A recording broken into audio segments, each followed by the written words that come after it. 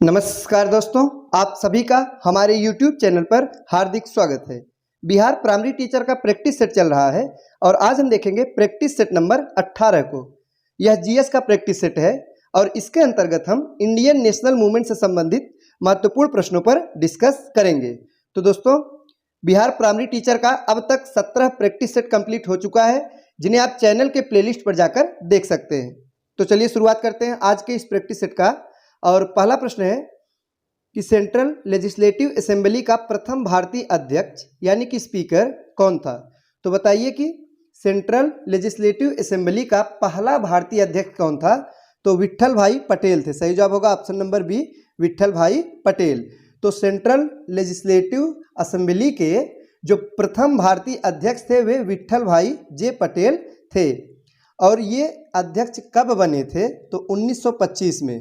तो सन याद रखिएगा, किस सन में बने थे? तो 1925 में अध्यक्ष बने थे। आगे है कि साइमन कमीशन भारत किस वर्ष आया। बताइए कि साइमन कमीशन यह भारत किस वर्ष में आया था। तो 1928 में आया था। सही जवाब है ऑप्शन नंबर बी, 1928। आइए अब साइमन कमीशन के बारे में कुछ महत्वपूर्ण जानकारी है उसे देखेंगे।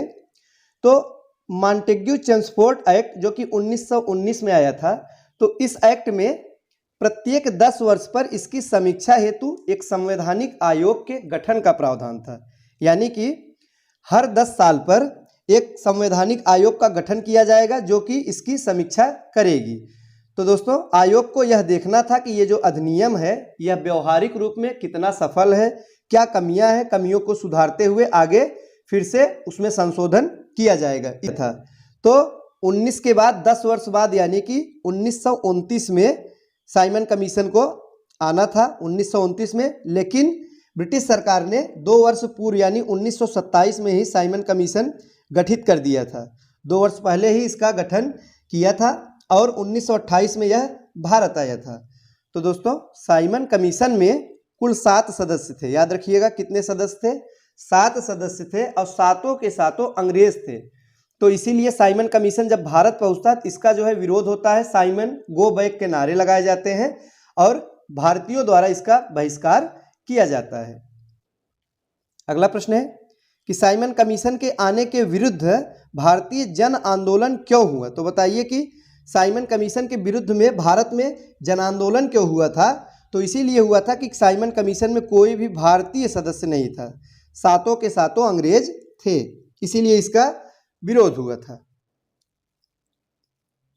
साइमन आयोग नियुक्त किया गया था। इस प्रश्न में पूछा जा रहा है कि साइमन आयोग नियुक्त कब किया गया था। तो 1927 में। कब नियुक्त किया गया था?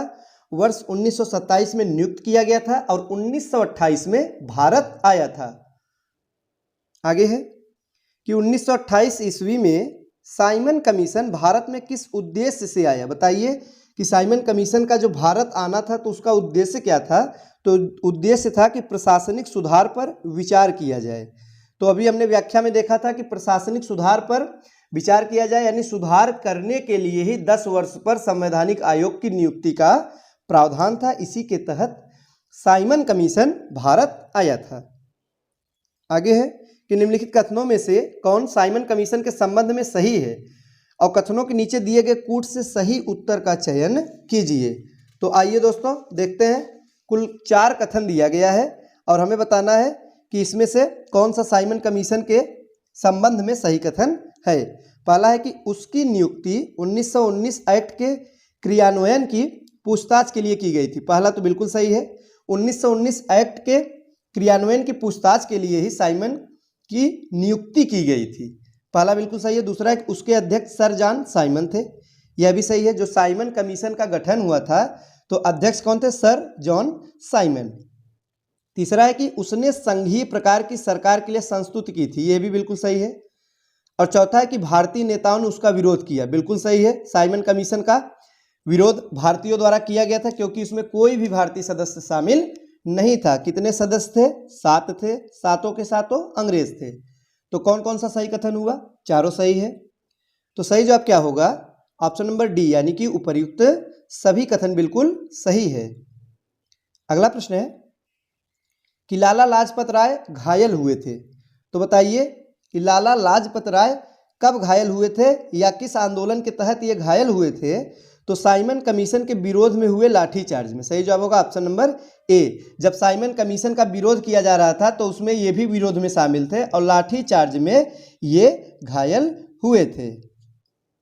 और दोस्तों इन्होंने कहा था कि मेरे ऊपर किए गए लाठियों का एक एक प्रहार ब्रिटिश सरकार के ताबूत की आखिरी कील साबित होगा। ये प्रश्न भी पूछा जाता है। आगे है कि पंजाब केसरी की उपाधि किसको दी गई थी? महत्वपूर्ण प्रश्न है, बताइए कि पंजाब केसरी यह उपाधि किसको दिया गया था? तो लाला लाजपत राय को ही दिया गया था। किसे दिया गया था?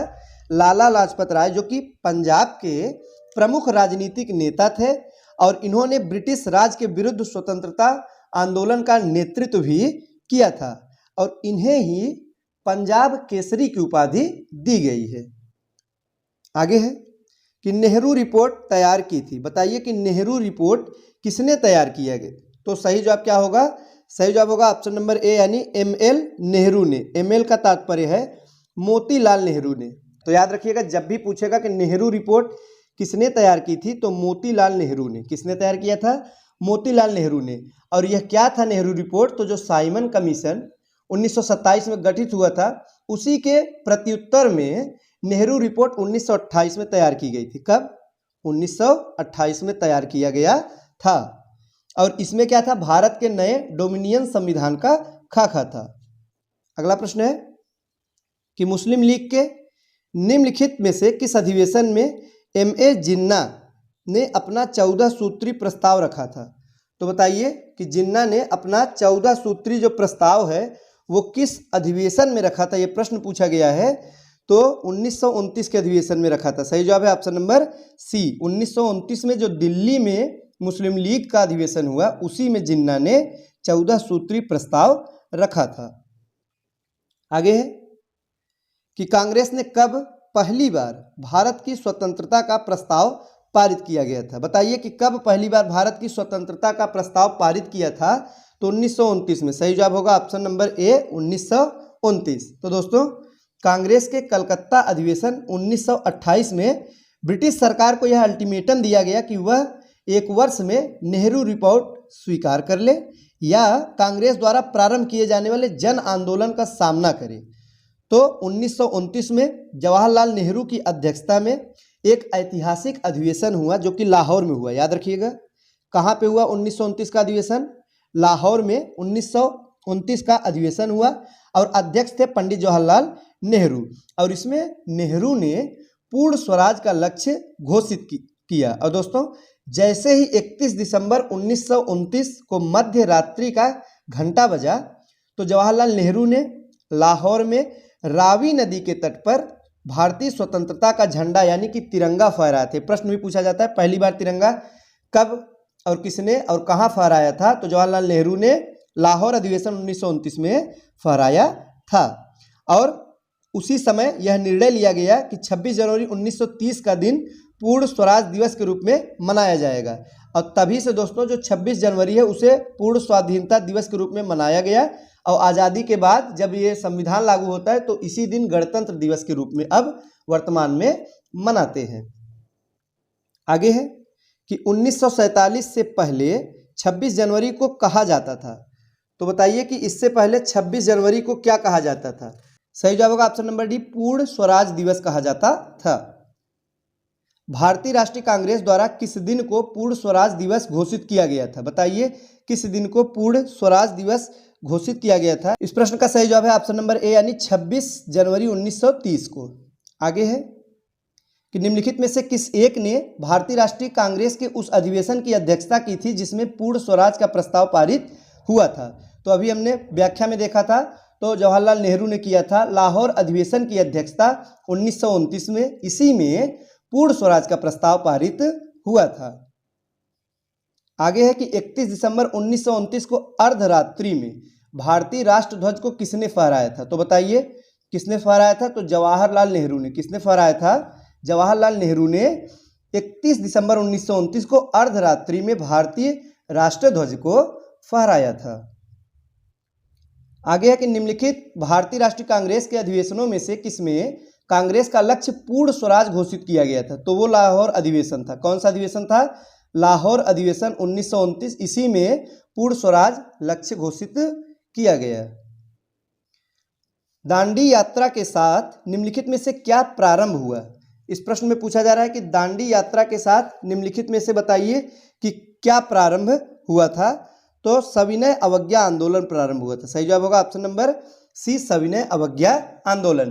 तो महात्मा गांधी ने अपना प्रसिद्ध दांडी मार्च 12 मार्च 1930 को शुरू किया। तो डेट याद रखिएगा, 12 मार्च 1930 दांडी यात्रा शुरुआत की गई महात्मा गांधी द्वारा, और उन्होंने साबरमती आश्रम से चुने हुए कुछ अपने चुनिंदा साथियों के साथ कूच किया था। और 24 दिनों की लंबी यात्रा के बाद 6 अप्रैल 1930 को सांकेतिक रूप से उन्होंने नमक कानून भंग किया है। समुद्र किनारे जाके गांधी जी ने नमक बनाया और नमक कानून को भंग किया था। तो दोस्तों इसी समय सविनय अवज्ञा आंदोलन की शुरुआत गांधी जी द्वारा की जाती है और यह धीरे धीरे पूरे देश में फैल गया था। अगला प्रश्न है कि दांडी यात्रा की गई थी, तो कब की गई थी? अभी हमने देखा 1930 में किया गया था।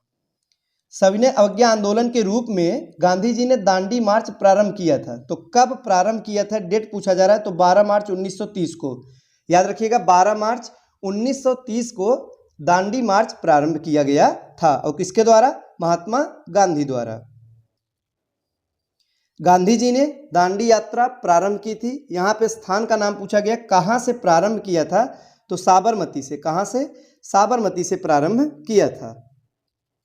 निम्नलिखित प्रांतों में से किस प्रांत के सत्याग्रहियों की संख्या महात्मा गांधी के दांडी कूच में सर्वाधिक थी? जब गांधी जी ने दांडी यात्रा किया था उस समय किस प्रांत से सर्वाधिक सत्याग्रहियों की संख्या थी, ये पूछा जा रहा है। तो बताइए इस प्रश्न का सही जवाब क्या होगा?